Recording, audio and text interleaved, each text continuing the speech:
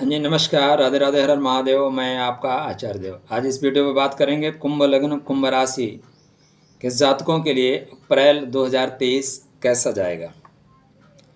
तो आप धनिष्ठा, सतविसा, पूर्व भाद्रपद, धनिष्ठा के तृतीय और चतुर्थ चरण में और पूर्व भाद्र के प्रथम द्वितीय तृतीय चरण में और सतविसा नक्षत्र में पैदा हुए हैं, तो अब आपकी राशि धनु बनेगी। जब आप पैदा हो रहे तो उसमें पूर्वी क्षितिज पे कुंभ राशि उदित हो रही थी, तो आपकी कुंभ लगन बनेगी। तो कुंभ लग्न कुंभ राशि शनि के मूल त्रिकोण राशि, मूल त्रिकोणीय लगन में आप पैदा हुए हैं, तो भेषजा शक्ति लेके चल रहे हैं। आप शांत हैं, धैर्यवान हैं, जादूगर की भूमिका में हैं, जो चाहते हैं वो आप कर पाते हैं। तो अप्रैल माह में आपका जादू बरकरार रहेगा क्या, कैसा जाएगा, इसी की चर्चा करें स्टार्ट। उससे पहले विनम्र अनुरोध है, यदि आपने चैनल को सब्सक्राइब नहीं किया है तो कृपया चैनल को सब्सक्राइब करें।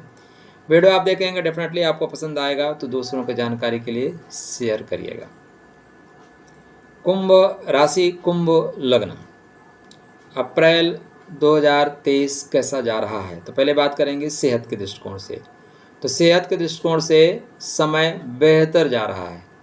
लग्नेश लगन में ही विद्यमान है और वो सतविसा नक्षत्र के प्रथम चरण में है, तो बढ़िया जाएंगे, कोई दिक्कत नहीं, कोई परेशानी नहीं। आपके अंदर सहयोग क्रिएट कर रहे हैं और जादूगर की भूमिका में आप आ रहे हैं। जितना आप अपने आप को फैला सकते हैं उतना फैलाइए।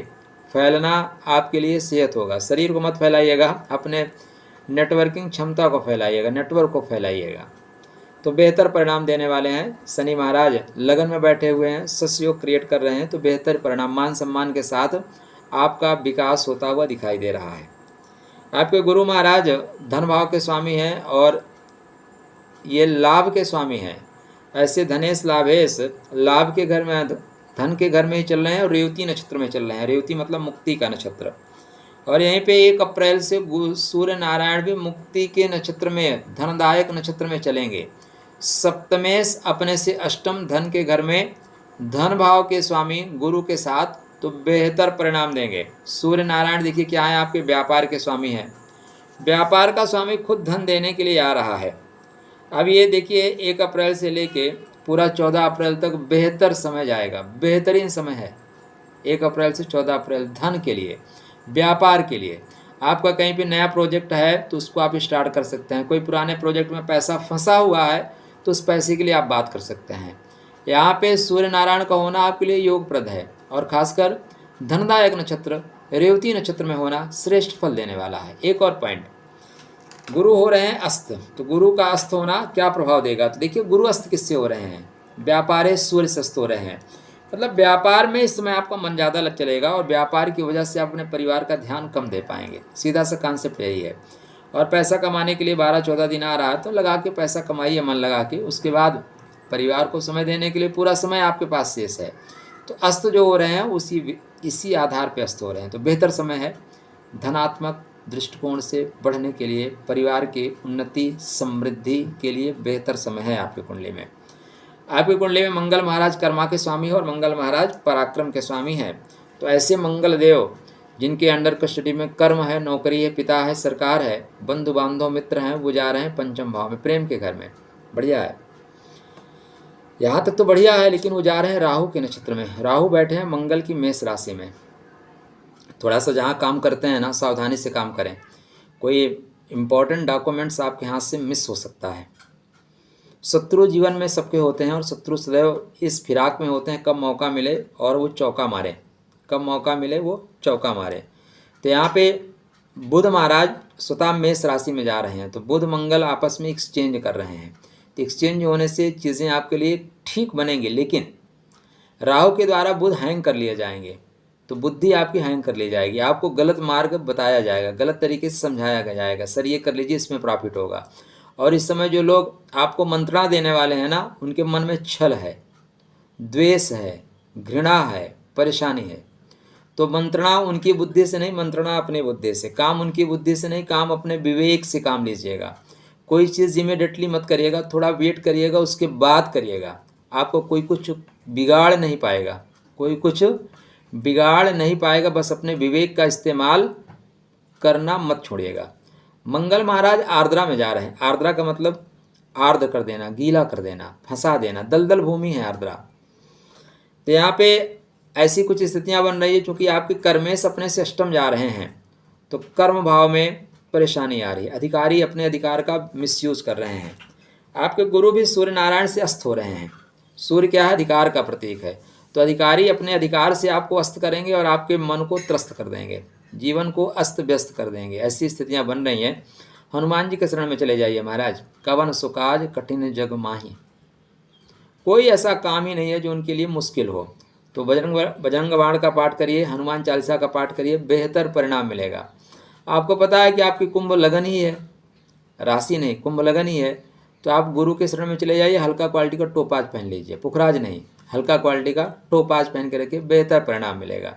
हनुमान जी की पूजा आराधना करना कर्मपथ का विस्तार करने वाला है। शुभ आपके लिए क्या हो रहा है कि 6 तारीख तक शुक्र मेष राशि में, 6 तारीख के बाद शुक्र चले जाएंगे वृषभ राशि में। वृषभ राशि का तात्पर्य है कि सुख का स्वामी सुख के घर में गोचर। जब सुखेश सुख के घर में गोचर करेगा तो कौन क्या बिगाड़ लेगा आपको? कोई कुछ नहीं बिगाड़ पाएगा, कोई कुछ भी बिगाड़ नहीं पाएगा। इसलिए सुखेश का सुख के घर में गोचर करना बेहतर परिणाम देकर जाएगा।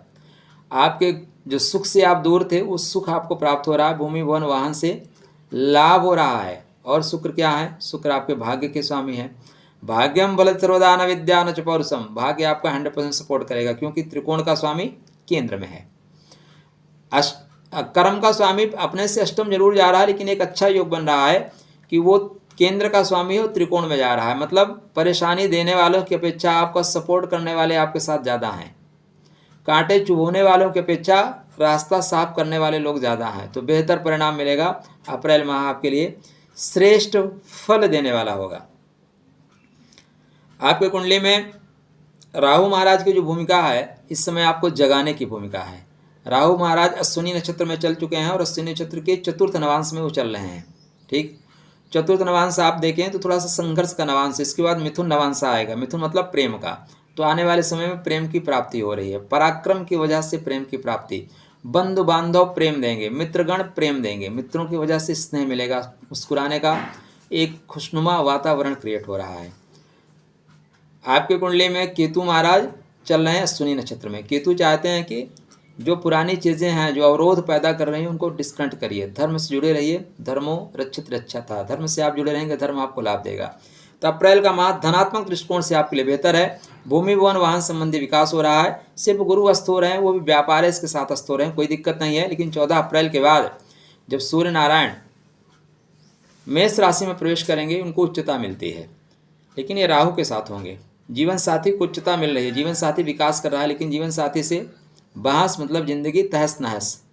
जीवन साथी से बहस मतलब जिंदगी तहस नहस।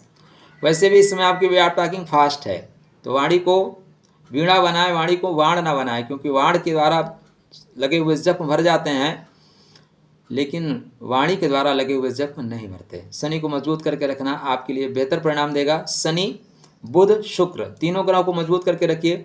इनके चरण पकड़ के रखिए, किसी के चरण पकड़ने की आवश्यकता नहीं पड़ेगी। चलिए, आपके लिए मंगल में शुभकामना। खुश रहिए, स्वस्थ रहिए, मुस्कुराते रहिए, राधे राधे करते रहिए।